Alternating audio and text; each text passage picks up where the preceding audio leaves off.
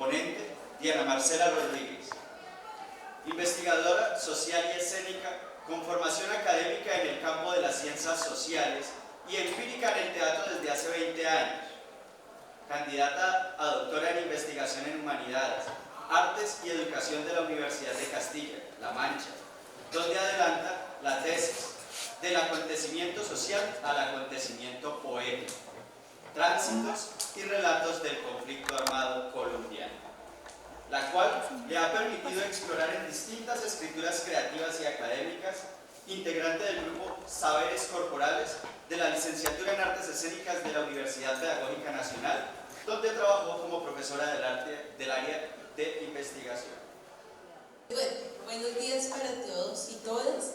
Mi nombre es Diana Marcela y bueno, estoy muy contenta de poder estar el día de hoy aquí porque es el primer evento presencial en casi 2 años después de la pandemia. Entonces para mí es muy significativo estar acá y pues les agradezco permitirme compartirles algunas de las reflexiones de los ejercicios de creación e investigativos que he desarrollado pues, en estos años. Bueno, quiero compartirles ahorita como una presentación, pero esta presentación no tiene como un orden secuencial porque para el ejercicio tanto investigativo como creativo como que no funciona mucho eso. ¿Sí? Uno no piensa 1, 2, 3, sino que uno va pensando todo al tiempo, va escribiendo distintas cosas que se le ocurren y se va juntando con elementos que van apareciendo en la vida cotidiana. Durante los últimos años, no quiero decir cuántos, he estado como en el campo de las ciencias sociales y en el campo de las artes escénicas, porque son 2 pasiones que tengo en la vida. ¿Sí? Cuando empecé a organizar la presentación me acordaba mucho de un profesor que un día me llamó a su oficina cuando yo estaba en primer, segundo semestre de sociales y me dijo que yo no podía hacer las 2 cosas, que yo no podía ser actriz y que no podía ser profesora de ciencias sociales al tiempo, porque las 2 cosas demandaban muchísima atención y muchísima energía, entonces que yo tenía que tomar una decisión. En ese momento, pues a mis 19, 20 años, yo no supe qué decirle al profesor. Lo único que yo atiné a decirle fue, pero es que yo soy las 2 cosas. ¿Sí? No puedo separar una de la otra. ¿Sí? Estudio ciencias sociales porque me gusta mucho, ¿sí? Pero trabajo desde los 14, 15 años en grupos de teatro. El teatro me paga la carrera de ciencias sociales, ¿cómo me va a decir que no puedo hacer las 2 cosas? Entonces, desde ese momento, ¿sí? De manera intuitiva, yo empecé a buscar articulaciones entre esos 2 campos. ¿Sí? Y no solamente el teatro como un acto de representación, de ir a ver una obra y después poderla analizar en sus aspectos sociales o políticos, sino desde el mismo acto creativo. Cómo se construye esa noción de espacio, cómo se construye esa noción de tiempo, y a lo largo de estos años he venido tercamente intentando juntar las 2, dándome cuenta que efectivamente coexisten, que son. Eso me ha llevado, pues ahora en el doctorado, a empezar a pensar cómo juntarlas realmente. ¿Sí? Más que un ejercicio de título y pues de ser una académica importante y reconocida y todas estas cosas de la burocracia académica, el doctorado me ha permitido a mí tener la libertad de investigar y crear como a mí se me antoja. ¿Sí? Y por eso me hace feliz compartir como mis reflexiones con las personas. He denominado esta reflexión por ahora arte biográfico, una aproximación a los rastros en las escrituras creativas. Parte de la investigación me ha permitido adentrarme en el universo de las metodologías, ¿sí? De preguntarme cómo se llega a un texto, cómo se escribe, por qué se escribe, desde dónde, ¿sí? Porque a lo largo de mi experiencia, pues nosotros en el grupo de teatro simplemente escribíamos, ¿sí? Y veíamos películas y nos sentábamos en la calle a mirar pasar la gente, o nos montábamos en un bus y mirábamos qué era lo que pasaba, y a partir de esos elementos de la vida cotidiana empezamos a hacer los ejercicios creativos, y eso se derivaba luego en ejercicios dramatúrgicos. Ya luego, cuando yo empiezo a tomar talleres y a estudiar este tema de la dramaturgia, me encuentro a veces con unas formas complejas para mí, para escribir, ¿sí? Y del personaje, cómo se construye, y el orden, y la estructura, y todas estas cosas a mí todavía me cuesta trabajo. Entonces dije, voy a empezar a pensar en cómo ha sido mi propia experiencia, ¿sí? Y cómo esas distintas vivencias que he tenido a lo largo de mi vida me permiten hacer aproximaciones. Estoy mirando si se denomina arte biográfico o artbiografías. Estoy en ese dilema ahí más como de enunciación.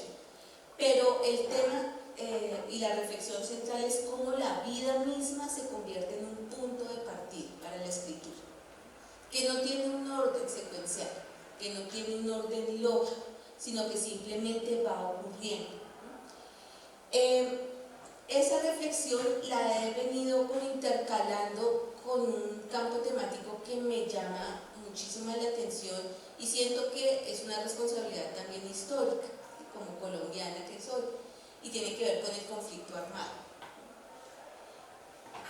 Esta segunda vivencia, tristemente, ¿sí? Me ha acompañado, y yo creo que a todos los que estamos en este auditorio, de una u otra manera nos ha acompañado.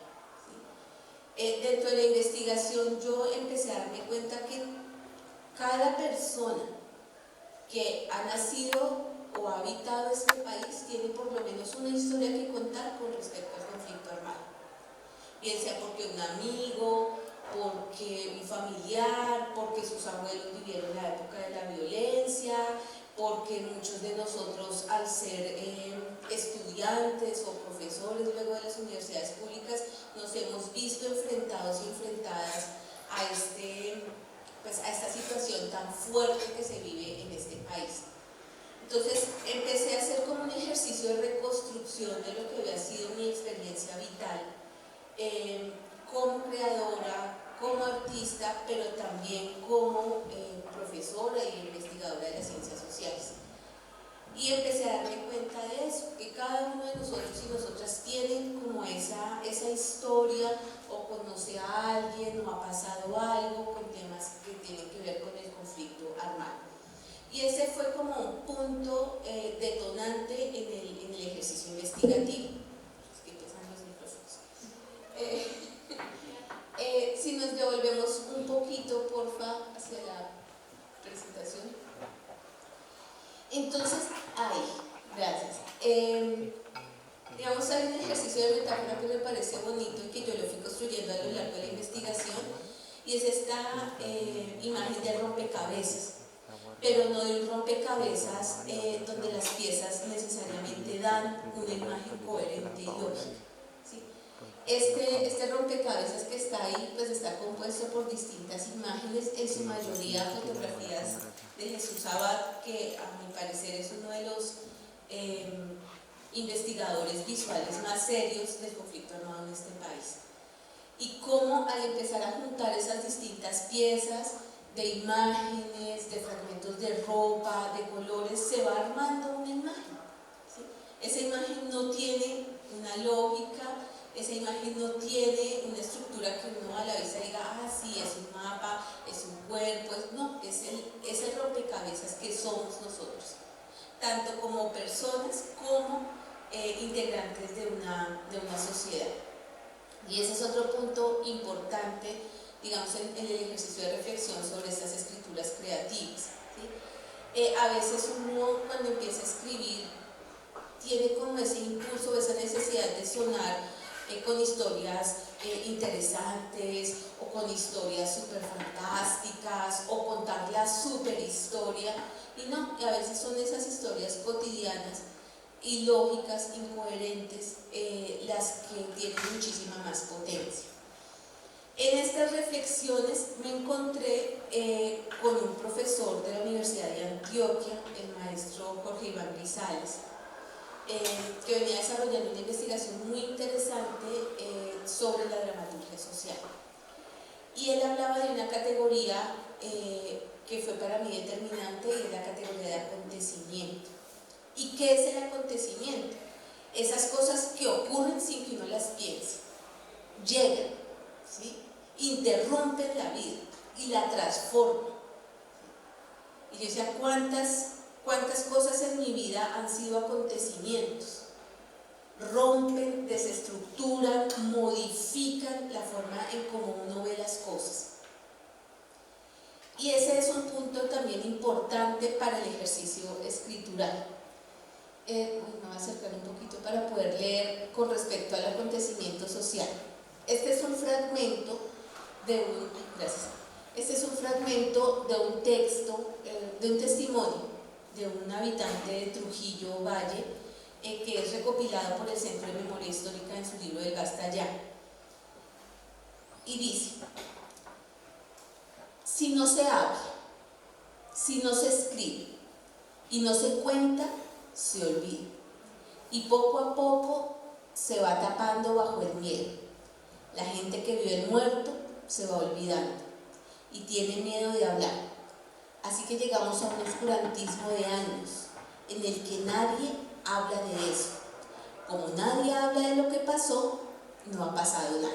Entonces, bien, si no ha pasado nada, pues sigamos viviendo como si nada. Cuando yo me encuentro con este relato y otros relatos de sobrevivientes de distintos acontecimientos sociales ligados al conflicto armado, emerge en mí otra reflexión importante, y es alrededor de las memorias. No de la memoria, ¿sí?, sino de las memorias en plural, porque nosotros y nosotras estamos constituidos de memorias, ¿sí? Y esas memorias entendidas también como esas reconstrucciones que hacemos nosotros de los acontecimientos, ¿sí?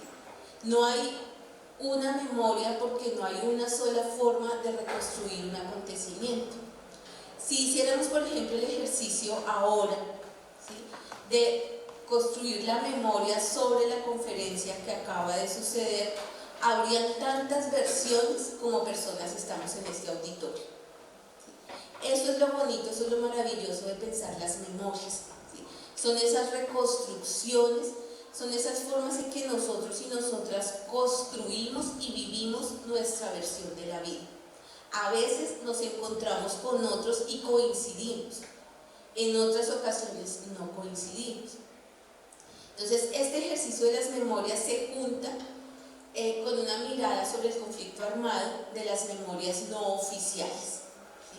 O sea, se le pone, además del plural, ese acompañamiento de no oficiales. ¿Por qué? Porque las memorias oficiales o las historias oficiales por lo general cuentan una sola versión de cómo se dio, de cómo pasó, de quiénes fueron o no los responsables, de cómo se justifica o no el acontecimiento social ligado al conflicto armado. Es que eran de este grupo, es que eran de este otro grupo, es que eran auxiliadores, es que por eso algo le pasó porque estaba metido o metida en alguna cosa, es que eso a la gente de bien no le pasa nada, sino es a esa gente que está por ahí haciendo otras cosas. Entonces, esas miradas también no oficiales nos permiten reconocer, ¿sí?, ese otro lado o esos otros múltiples lados de las versiones de los acontecimientos. Entonces, yo fui como recogiendo todos esos insumos y decía, esas cosas son importantes a la hora de pensar en un ejercicio creativo. Luego viene una categoría que es el acontecimiento poético. Entonces, el acontecimiento poético también irrumpe, llega, ¿sí? No es que uno esté por ahí buscándolo y se lo encuentre en cualquier lado, no. El acontecimiento poético también irrumpe la vida. Uno puede estar durmiendo y un sueño lo despierta y ahí está. Uno va caminando y ve pasar, no sé, una persona y dice, esa es. Uno va en un día común de su vida y ocurre algo y uno dice, eso era lo que yo estaba buscando. Entonces, ese acontecimiento poético también nos irrumpe, también nos llega, ¿sí? Y se convierte, desde mi perspectiva, y es parte de la investigación en unas memorias poéticas no oficiales, ¿sí? Una forma poética de reconstruir la vida, una forma poética de ponerla, ¿sí? A través de la imagen, a través del color, a través de la escritura. Depende de cómo irrumpe el acontecimiento en la vida y cómo cada uno de nosotros y nosotras en el momento vital de la vida decide. Cuando yo empecé a hacer investigación quería hacer un ejercicio escénico, pero se me vino la pandemia y yo dije, tengo dos opciones: o espero que todo esto pase y me gradúo en 20 años, o empiezo a mirar qué sucede. Y empecé a jugar, a buscar, y empecé a encontrar en la escritura una ruta. Entonces yo dije, mi acontecimiento poético va a ser la escritura, ¿sí? Irrumpió en mi vida, ¿sí? Yo no la había contemplado, pero allá llegó y se me manifestó y me dijo, yo por aquí quiero acompañar el proceso. Bueno, entonces les hablaba de estos como puntos de partida, ¿no? Entonces, estos acontecimientos sociales ligados al conflicto armado y unos acontecimientos poéticos. Los dos irrumpen en los momentos vitales de mi existencia. Cuando yo empecé a construir, a escribir la tesis, empecé a escribir sobre mí, ¿sí? Entonces narro el momento del profesor que me puso a escoger y yo no sabía muy bien qué decirle. Narro un acontecimiento que irrumpe en mi vida como estudiante, cuando por allá como en el año, no sé, 99, 98, ya no recuerdo, desaparecen a un profesor de la Universidad Pedagógica, el profesor Darío Betancourt, ¿sí? Bayún, por coincidencia muy de la vida hoy, vengo a hablar de él, y cómo de repente un día, pues, incluso en esa época no teníamos celulares, el teléfono de la casa suena como 10, 11 de la noche y nos dicen que el profesor no aparece, que había ido a hacer unas vueltas y que no aparece por ningún lado. Coincidencialmente el profesor era historiador y su campo de experticia era la violencia política en el Valle del Cauca. Al día siguiente, ¿sí? Nosotros nos íbamos a la salida de campo, pues para en terreno poder investigar sobre este hecho. Pues nada, ni hubo salida de campo ni el profesor nunca volvió. Y ese fue quizá uno de los primeros acontecimientos reales, ¿sí? Que yo viví en el marco del conflicto armado. Claro, ya con mis papás ya habían relatos de los abuelos, el señalamiento y el estigma, pues, de los estudiantes de las universidades públicas, pero hasta ese momento es realmente que nosotros nos enfrentamos a esa situación, ¿sí? Y para mí ese ha sido uno de los acontecimientos que ha marcado fuertemente mi vida, porque se llevaron al profesor, ¿sí? Y apareció un par de meses después, pues muerto. Y eso, pues marca, ¿sí? Como profesor, como habitante de este país, y yo empecé a darme cuenta que de manera sistemática empezaban a suceder cosas así en la vida. Yo decía, claro, yo no lo he vivido, yo no he tenido que desplazarme, yo no he tenido que vivir las situaciones tremendas que han tenido que vivir otros compatriotas, como que uno lo ve de lejos, pero cuando uno se acerca un poco, se da cuenta que efectivamente sí hay acontecimientos que han irrumpido, pero que uno los deja como quietos, ¿sí? Como que continúa con la vida y empieza, pues, a hacer otras cosas.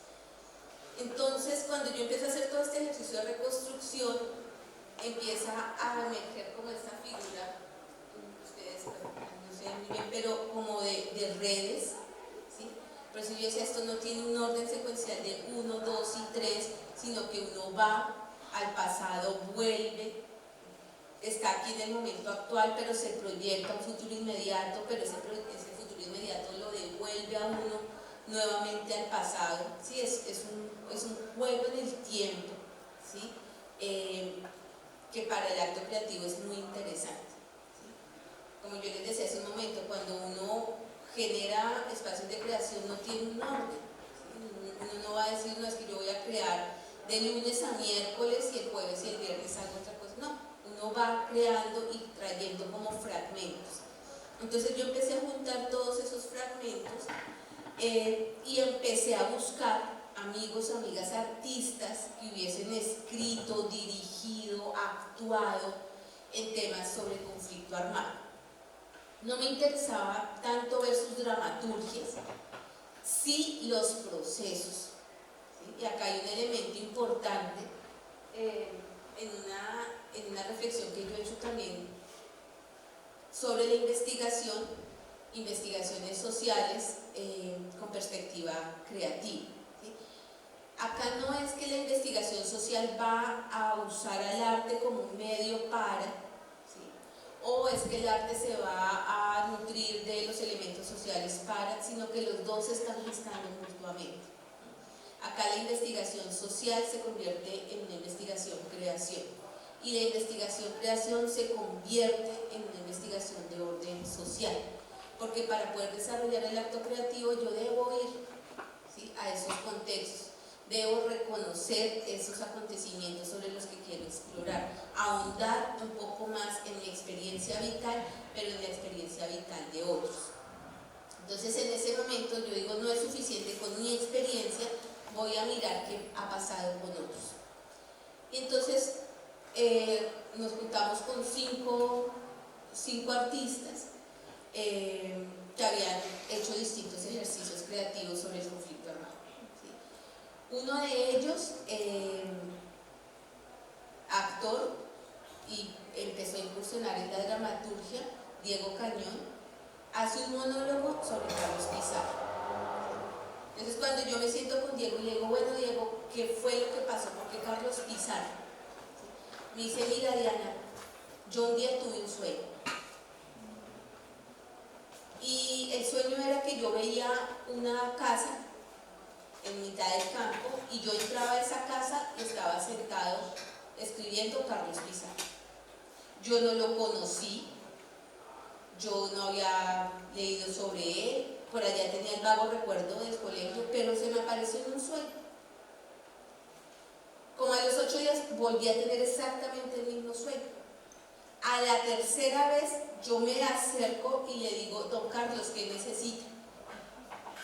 Carlos Pizarro lo mira en el sueño, no le dice nada y le permite ver, y Diego me dice, y estaba escribiendo con esfero de tinta azul la palabra memoria.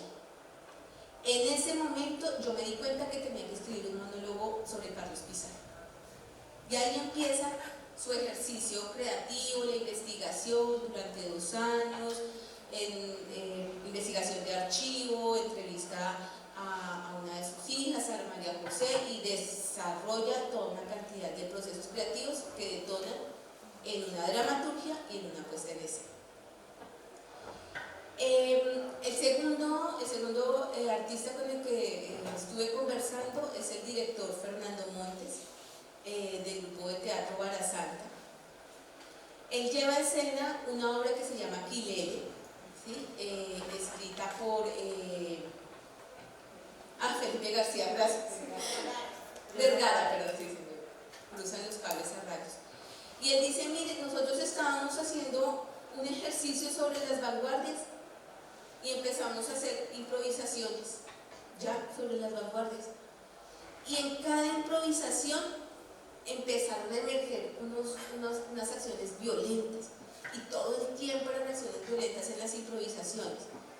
Y Fernando decía, y no entendíamos por qué, hasta que un día nos sentamos todos y todas, ¿sí?, los del grupo Vara Santa, y dijimos, ¿qué es lo que está pasando? Y cuando empezamos a hablar, llegaron al tema del conflicto armado, y todos decían, lo tenemos acá, tenemos en el cuerpo, ¿sí?, pero no queremos hablar de él. Y Fernando dice una frase que a mí me parece bellísima, y es, pues, la violencia llegó a nuestro teatro en busca de una poética. Cuando Vara Santa se da cuenta de eso, dice, no, pues ya tenemos que empezar a hablar de esto, vamos a mirar cómo lo hacemos. Y empezó su ejercicio y llegaron hasta la obra de Quilele, que es sobre la masacre de Bojayá, que se centra principalmente en las ánimas que quedaron perdidas después de la explosión. ¿Por qué? Porque para las personas de Bojayá es muy importante hacer los rituales funerarios. Si no se pueden hacer los rituales funerarios, las personas no se pueden ir a descansar. Entonces lo que hace Quilele y lo que hace Barasanta es hablar de esas ánimas que quedaron ahí y que solamente 25 años después, en el gobierno de Juan Manuel Santos, retornan los restos fúnebres. Todo ese tiempo se demoró el Estado colombiano en poder hacer los estudios para determinar quiénes eran las víctimas. El 8 de diciembre del 2019 fue la última función de Quilele. Y Fernando me decía, ya cumplimos, hicimos una obra por cada ánima, pero ya las ánimas regresaron a Bojayá, ya los cadáveres están allí, esta obra ya no es necesaria. Nosotros estábamos ayudando a hacerles el tránsito, ¿sí? Hicieron una obra, una función en el Museo Nacional el 7 de diciembre y la última función el 8 de diciembre en el Teatro La Candelaria. Y ahí se cierra el ciclo de Quilele. La tercera artista con la que pude conversar, Paola Guarnizo, de Teatro Estudio Alcaraván. Escribe La caída de las águilas basada en la masacre del Salar. Y con Paola pasan dos cosas muy bellas porque dice, mire, yo escribí esta obra por dos razones. Una, porque necesitaba explorar mi voz de mujer, porque en el conflicto armado la mayoría de las voces han sido voces de hombres, ¿sí? Narrando los acontecimientos vividos por las mujeres, pero las voces de las mujeres en el marco del conflicto armado no se han hecho escuchar. Y yo sentí ese impulso, yo sentí esa necesidad de hablar, no de hablar por las mujeres, sino hablar con mi voz de mujer sobre lo que se pierde, qué es lo que se pierde en el conflicto armado, cómo se desestructuran esos vínculos emocionales, esas estructuras de comunidad con esta guerra en su mayoría de hombres. ¿Sí? Ya nos hemos dado cuenta que lamentablemente también las mujeres hacen parte de esta confrontación como víctimas y victimarios. Pero la voz de Paola era una voz que nacía desde ella. O sea, ¿qué tengo que decir yo como mujer? ¿Cómo puedo hablar de algo que entiendo yo en el marco del conflicto armado? ¿Cómo, como mamá de Libertad, que se llama su hijita, tengo una responsabilidad y tengo que hablar de eso? Y me siento y empiezo a mirar qué fue la masacre del Salado y me doy cuenta de los horrores que se cometieron allá, de cómo la población quedó completamente abandonada, no a su suerte, cómo quedó completamente abandonada en manos de unos personajes macabros, ¿sí? Que cometieron toda clase de atrocidades. Entonces Paola escribe La caída de las águilas, actúa, dirige, ¿sí? Y está allí. La cuarta artista con la que yo estuve conversando es una maestra de la Universidad de Caldas, Liliana Hurtado. Ella escribe alrededor de el desplazamiento forzado y de las desapariciones. Y hace una obra particular, Ladrillo portante de celda circular, que habla sobre las desapariciones de los jóvenes del municipio de Soacha, que fueron encontrados en Ocaña, Santander, asesinados y que fueron, digamos, como reconocidos como falsos positivos, ¿sí? Y ella empieza a contar esa historia desde la voz de las madres, ¿sí? Entonces ella dice, yo siento esa necesidad muy parecida a la de Paola, de hablar de este acontecimiento que ocurre desde lo que implica la pérdida de un hijo para una madre, cómo lo busca, ¿sí? La angustia de no saber dónde está, y luego todo el trabajo de poderse desplazar hasta Ocaña, hasta el municipio donde fueron encontrados, y hacer otra pelea, ¿sí?, por que la gente reconozca que él no era un guerrillero, ¿sí?, sino que se lo llevaron, lo desaparecieron y lo asesinaron, ¿sí?, bajo la complicidad, pues, de una serie de sectores del Estado y del gobierno nacional. Entonces, esa mirada que hace Liliana es desde su voz de mujer, pero desde esa voz de madre, de esa necesidad de hablar de qué es lo que se pierde con la guerra, ¿sí? Y no se pierde en el sentido general, sino es qué es perder a un hijo en el marco de la guerra.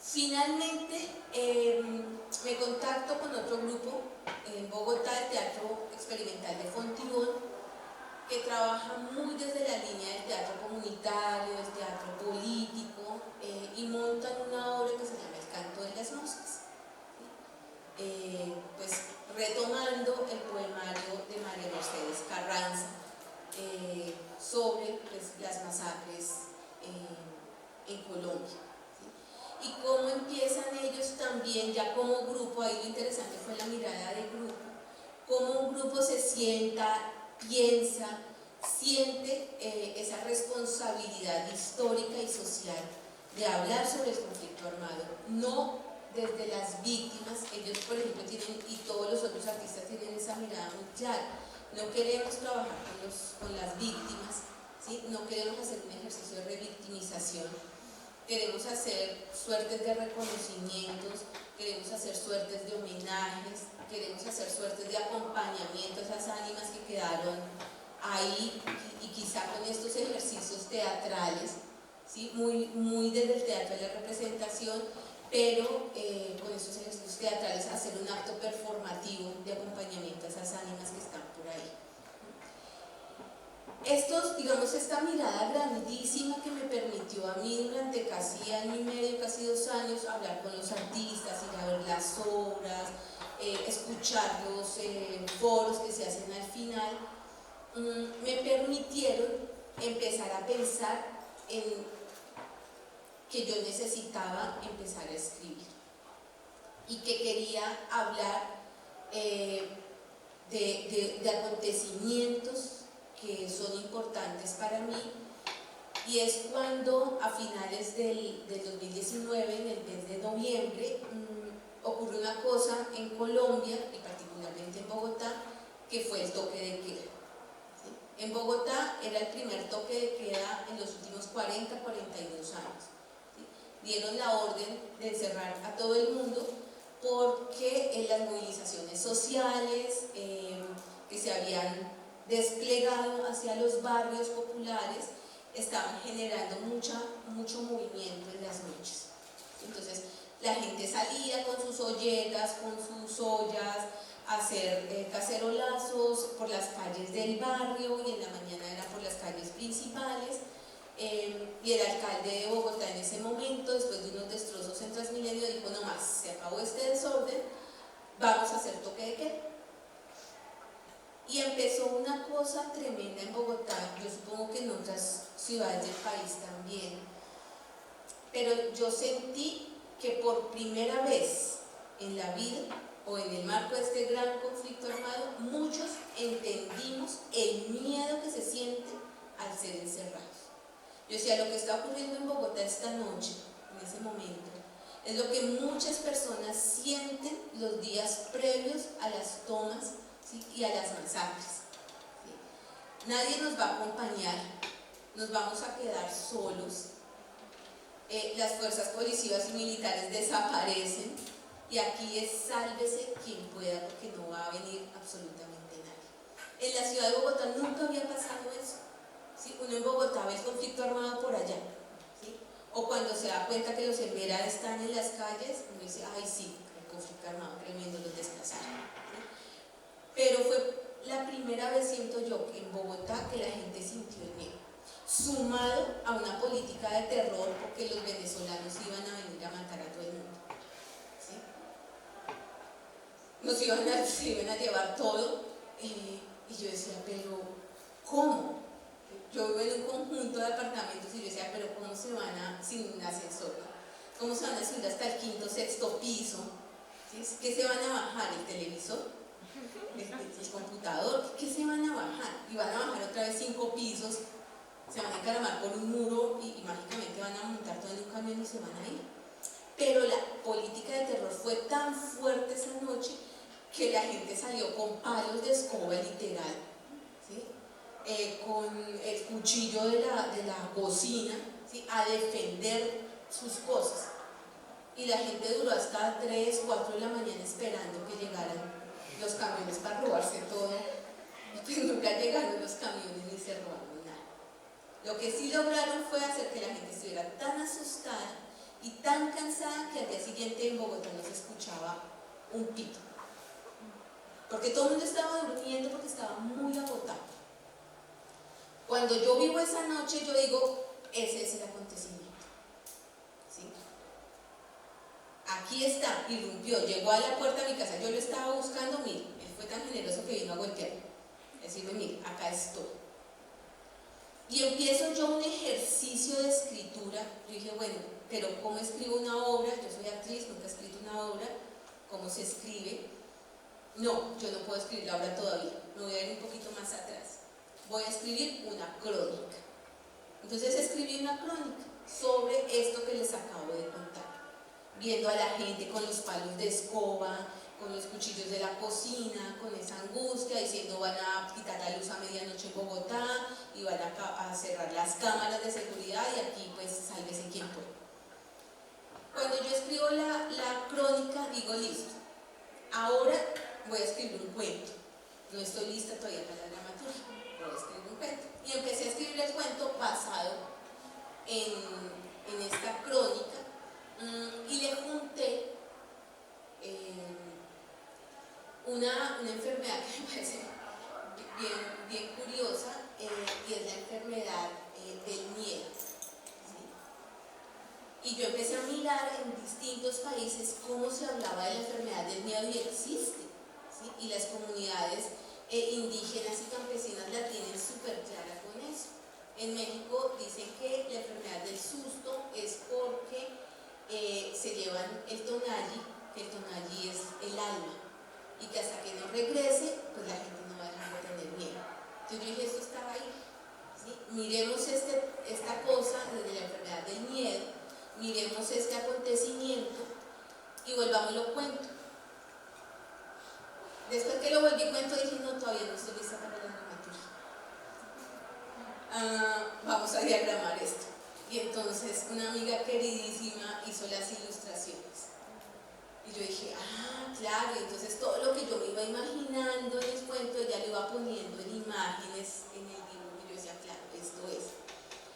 Después de la crónica, después del cuento y después de la ilustración, dije, ahora sí, me voy a sentar a escribir la obra.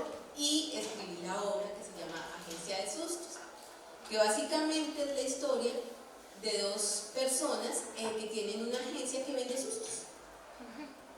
Quiere que sus vecinos no lo molesten más, tranquilo, nosotros le tenemos el susto. Quiere espantar a ese exnovio, esa exnovia fastidiosa, tranquila, acá le tenemos un susto y se lo espantamos una vez. Y llegan unos señores muy queridos y los contratan y dicen, mire, es que tenemos una ciudad que puede mucho, entonces necesitamos encerrarlos un día. Ahí está, hagamos negocio. Y la agencia de sustos monta el toque de queda, ¿sí? Haciendo que la gente se asuste tanto que por voluntad propia se encierre en su propia casa, que por voluntad propia ceda su libertad, ¿sí?, a su alcalde para que él pueda decretar el toque de queda. Y se llenan tanto de miedo, fue tan efectivo, que todo el mundo salía con palos, con cuchillos de mesa, a defender lo poquito que tenía. El susto fue tan efectivo que efectivamente, ahí la redundancia, la gente se quedó en su casa, se escondió y dejó de joder. Eso fue lo que ocurrió en Bogotá y fue una de las maneras en que pararon todo el tema de la movilización social. En el mes de enero del 2020 empezó nuevamente todo esto y nos llegó un susto perfecto, que se llama COVID, y nos volvió a encerrar efectivamente durante 2 años. Hasta ahora que estamos despertando del susto y estamos empezando a mirar qué hacemos. Este es un poco el recorrido de estas escrituras creativas. Todo este largo cuento que inicia hace 20 años para terminar ahorita en el susto de la pandemia. Lo interesante de esta investigación es que todo el tiempo estoy hablando de mí, ¿sí? Pero a través de mí yo puedo estar viendo qué pasa con los otros. Empiezo a buscar esas maneras de escritura que a veces son tan esquivas, cómo escribo y cómo escribo la obra perfecta y que tenga pues toda la estructura y la cosa, ¿sí? Yo digo, no, pues uno puede empezar por los laditos y va a llegar, el acontecimiento poético va a llegar, ¿sí? Y va a irrumpir y le va a indicar a uno por dónde es. Simplemente ahí es que dejarse sorprender, estar alerta y decidir, esa es la tarea. Por ahora, eso era lo que quería comentarles el día de hoy. Espero pues que haya sido de su agrado y nada, pues a escribir cuando quieran.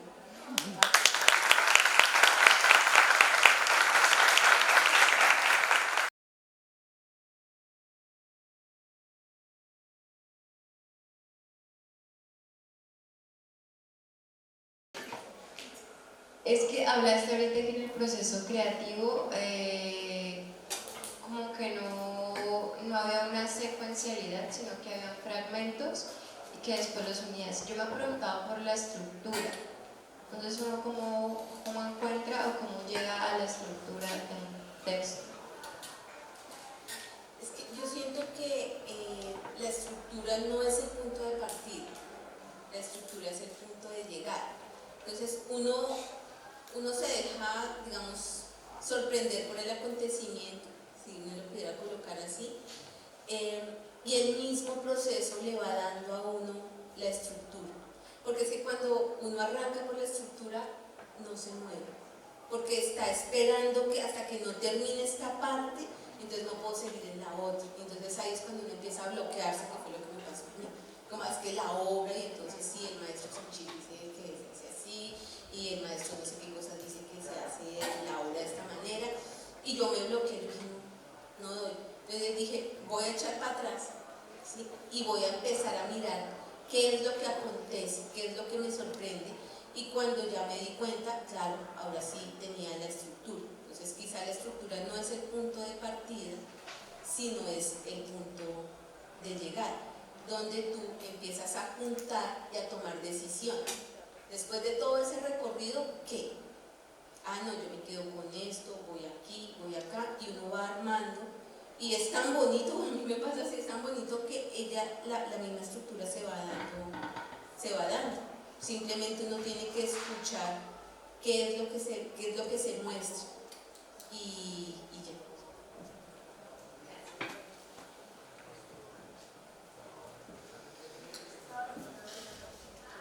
Hola, ¿qué tanto, digamos que tú empezaste como un transitar por varias, no sé, por varias corrientes literarias como la crónica del cuento para finalmente convergir en una dramaturgia?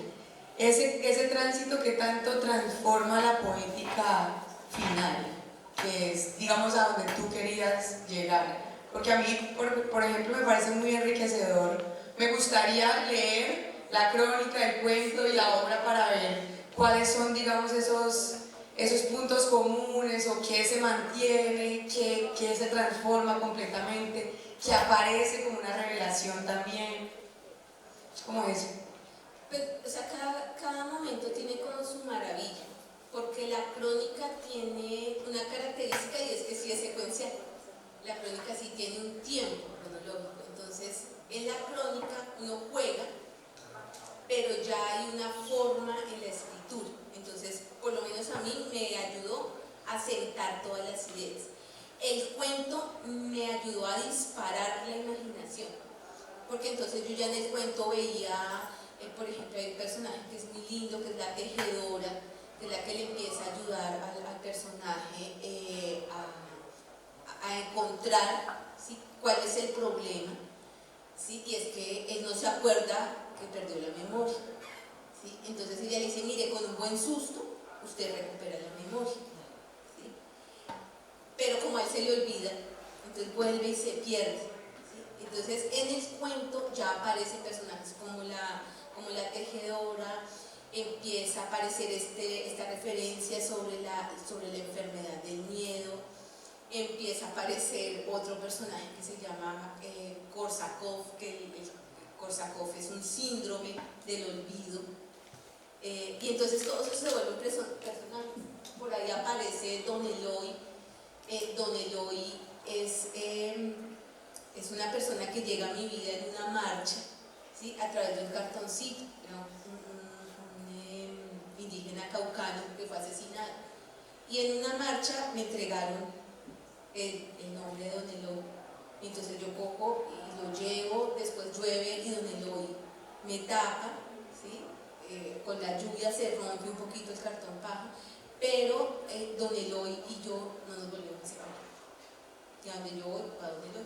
Entonces Don Eloy aparece en el cuento, ¿sí? El cuento me permitió empezar como a echar globos, y ya con eso, cuando llego a la dramaturgia, digo, ya claro, ya tengo los personajes, ya tengo las situaciones, ya veo cómo se desarrolla, qué pasa, es digamos como una propuesta de una obra que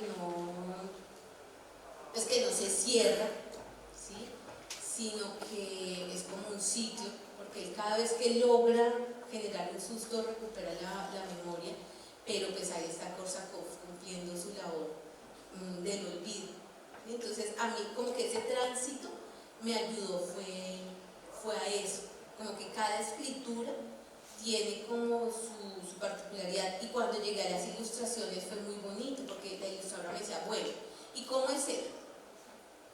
Entonces yo le decía, pucha, pero es que yo, no, y bueno, ¿y cómo se viste? ¿Y cómo se movería? ¿Y cómo? Entonces, para que ella pudiera ilustrar, claro, me puso en la tarea, y bueno, ¿y el recuerdo cómo es? ¿Qué es lo que él recuerda? ¿Cómo es que él evoca? Entonces me puso en la tarea de aclarar esas ideas, y ella empezaba a bocetearlas y me decía, así. Yo le decía, no, es que hay una que es muy bonita, de una chica que está en una calle y hay dos hombres atrás. Esa es la imagen.